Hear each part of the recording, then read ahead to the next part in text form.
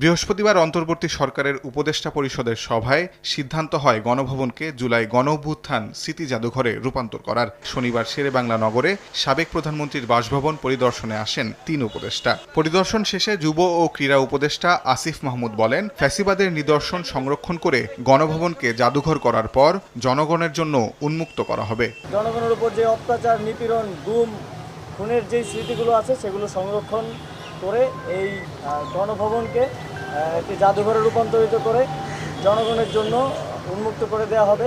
জুলাই আন্দোলন ছাড়াও গত ১৬ বছরের দুঃশাসনের স্মারক এই জাদুঘরে থাকবে বলে জানান উপদেষ্টা নাহিদ ইসলাম।